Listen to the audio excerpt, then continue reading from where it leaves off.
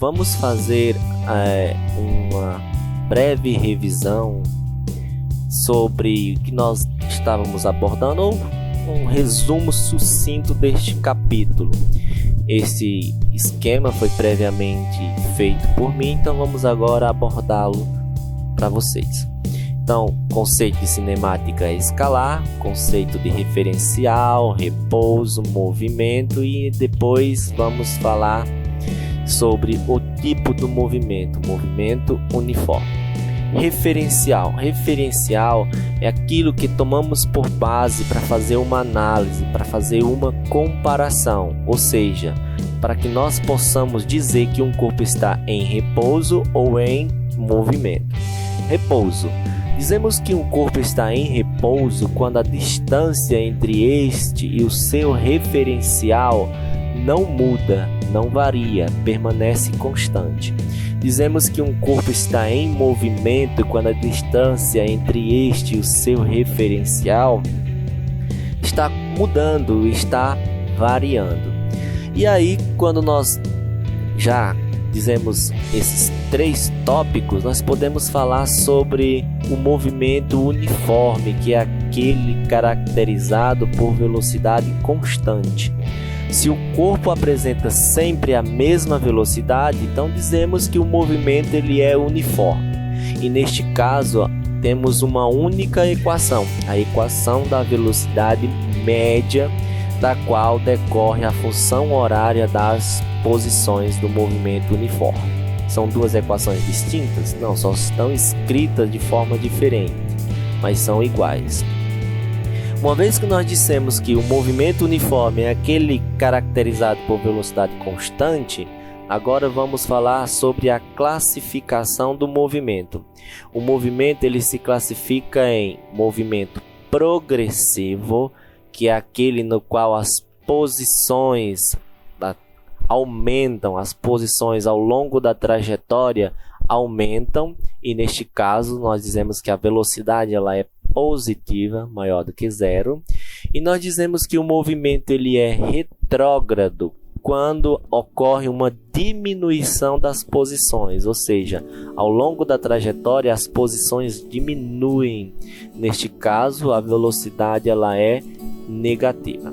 Então observe aqui esse breve esquema, imagine aqui essa trajetória orientada neste sentido, chamando ele de sentido positivo, quando você tem aqui a partir do marco zero. Então, se as posições aumentam, nós dizemos que o movimento ele é progressivo.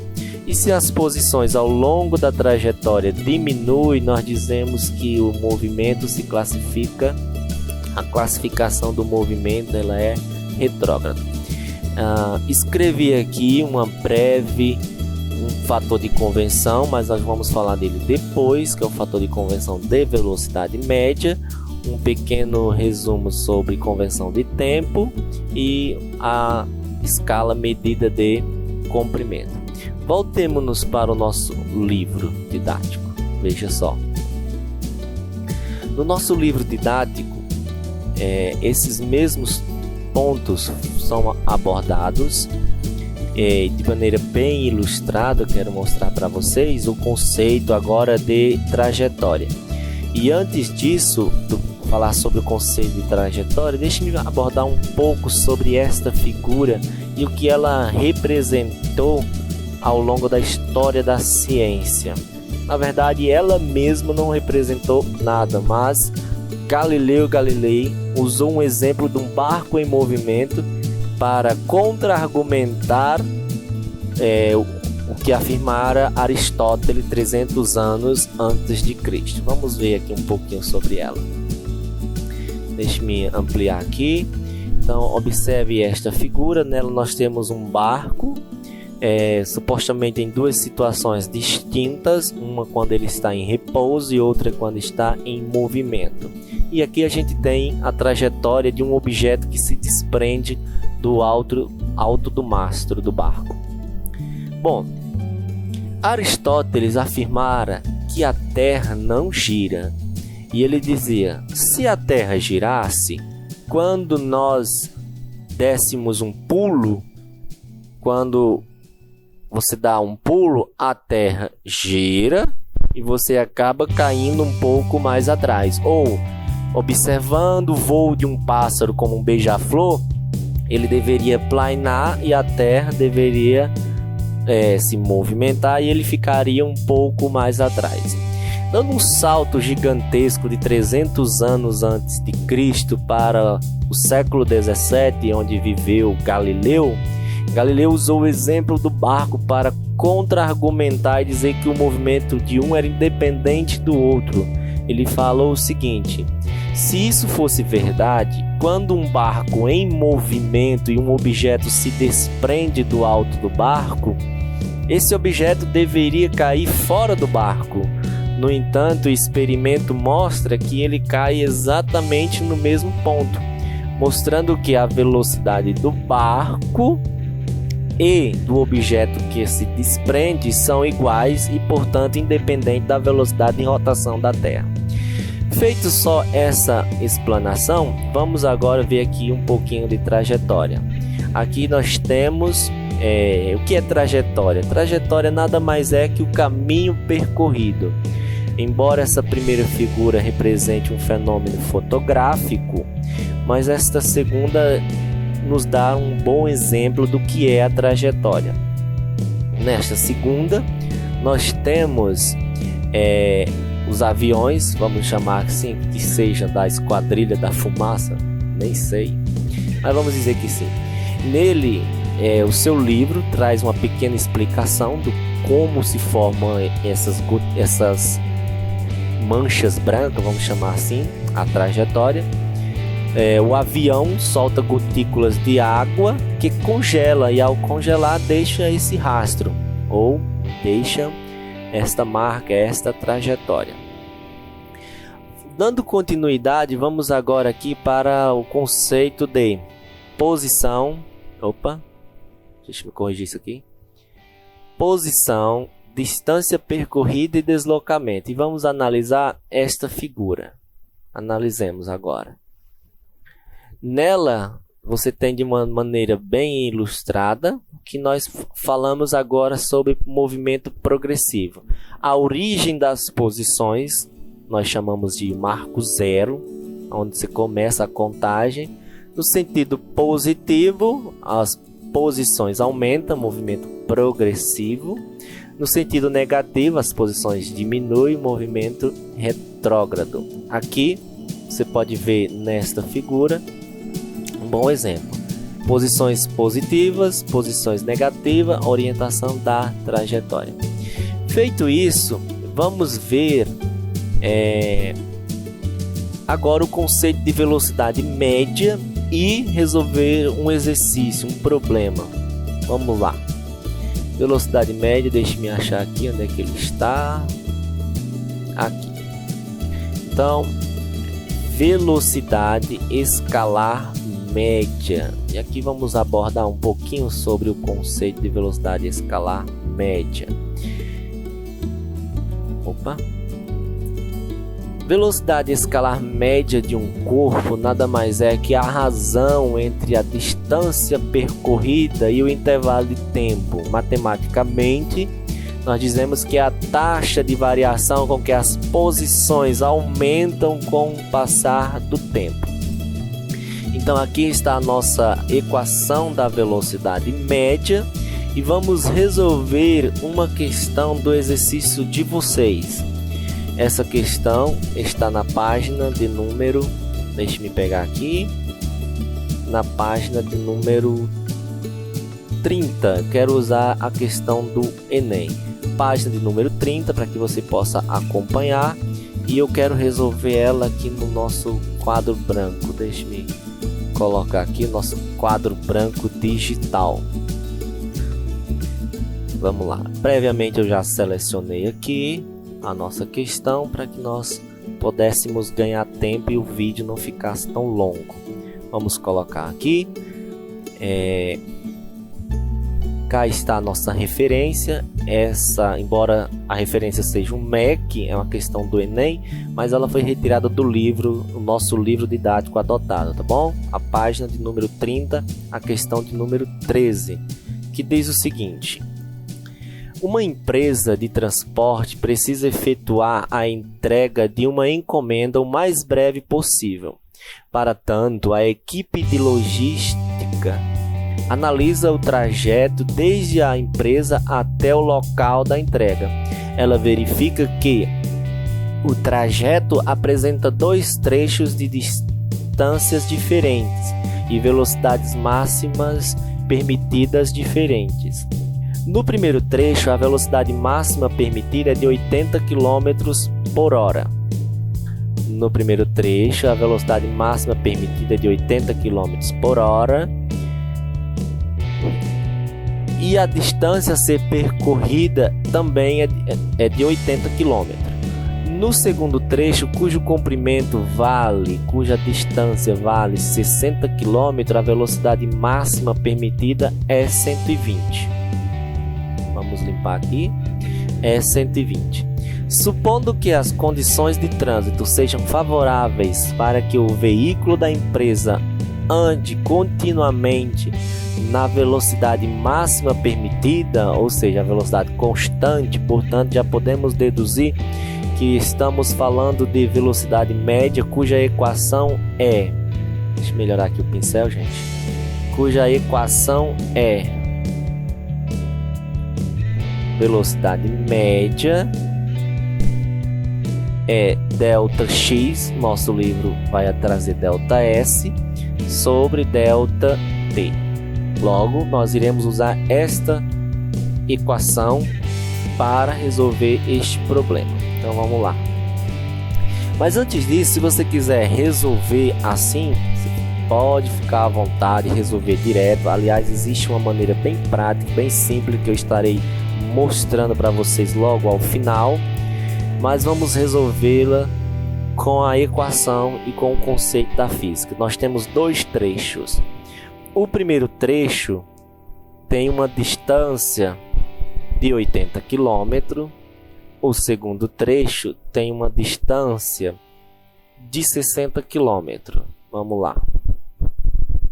No primeiro trecho, o enunciado nos diz que ele foi percorrido com uma velocidade de 80 km por hora. O segundo trecho, que tem uma distância de 60 km, foi percorrido com uma velocidade de 120 km por hora. E a pergunta para nós: qual será o tempo necessário em hora para a realização da entrega? Então vamos fazer duas continhas bem rápidas. A partir desta equação aqui, vamos colocar aqui e resolvemos. Vamos lá. Então, a velocidade média. Quem é a nossa velocidade média? Delta S sobre delta T. Segundo o nosso enunciado, a velocidade média foi de 80, portanto, devemos fazer a substituição nessa representação na velocidade. Logo, 80, deixa eu melhorar essa letra, 80 é igual a distância. Qual é a distância? 80 km, devemos substituir em ΔS, que representa a posição, neste caso é 80. Coloquemos aqui, deixa eu melhorar a letra, 80 dividido por ΔT, que eu vou chamar ΔT1. Então, neste caso, fazemos apenas meios pelos extremos e dizemos que 80 ΔT1 é igual a 80. ΔT1 é igual a 80 sobre 80. Vamos limpar aqui o nosso quadro e afastar um pouquinho para dar espaço. ΔT será igual, no primeiro trecho, ele será percorrido em 1 hora. No primeiro trecho, ele será percorrido em 1 hora. Segundo trecho, utilizamos a mesma equação. Deixa eu só melhorar o meu pincel.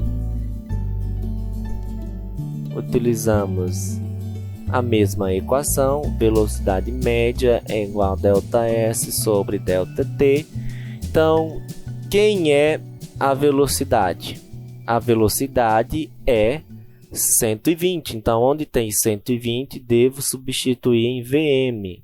Logo, 120 igual a ΔS. Quem é o ΔS? É a distância percorrida de 60 km. Devemos substituir aqui. Então, essa distância de 60 km. Deixa eu limpar aqui. 60 sobre ΔT. E aí façamos mais uma vez meios pelos extremos. 120 ΔT é igual a 60. Como esse aqui é o segundo ΔT, vamos chamar ΔT2. ΔT2 é igual a 60 sobre 120. Você pode dividir 60 por 120, não há problema. Mas só para a gente ganhar tempo, fica mais fácil dividir 6 por 12, que é 0,5 hora. Portanto, o nosso segundo tempo do trecho deu 0,5. Opa, só uma correção aqui, gente. Vamos fazer uma limpeza do quadro. Resposta final. Nossa resposta final é o tempo total da viagem. ΔT total será o ΔT1 mais o ΔT2. Logo, nossa resposta, ΔT total, ele só assim, será 1 hora mais 0,5 hora. ΔT total será 1,5 hora, nossa alternativa C. Temos uma maneira bem mais prática e mais rápida de resolver essa questão em 30 segundos. Não precisa tudo isso. Como seria? O conceito de velocidade média, por exemplo. Velocidade, o que significa uma velocidade de 80 km por hora? Significa que a cada hora o veículo se desloca 80 km. Então, se no primeiro trecho tinha 80 km e ele estava a 80 km por hora, é claro que a viagem vai durar 1 hora. De novo, segundo trecho. Se o trecho tinha 60 km e ele estava a 120 km por hora, então a viagem duraria metade do tempo. Metade. O que significa uma velocidade de 120 km por hora? Significa que a cada hora o veículo anda 120. Então, se a cada hora anda 120, para andar metade do percurso, levaria metade do tempo. Logo, 1 hora. Mais 0,5, totalizando 1,5 hora. Você poderia responder simplesmente pelo conceito de velocidade média. Portanto, gente, aí está a resolução desta questão no quadro. Nas nossas próximas aulas, nós iremos abordar o conceito, resolvemos aqui por velocidade média, e na nossa próxima aula nós iremos falar das posições de um veículo. Deixa eu abrir aqui o nosso livro, aqui, aqui, não, aqui já está um movimento variado, gente. Conceito de posição, a função horária das posições. Deixa eu pegar aqui mesmo, fica mais rápido. Aqui está. Função horária das posições. Bem, gente, é isso. Aguarde nossas próximas aulas, nossa próxima videoaula.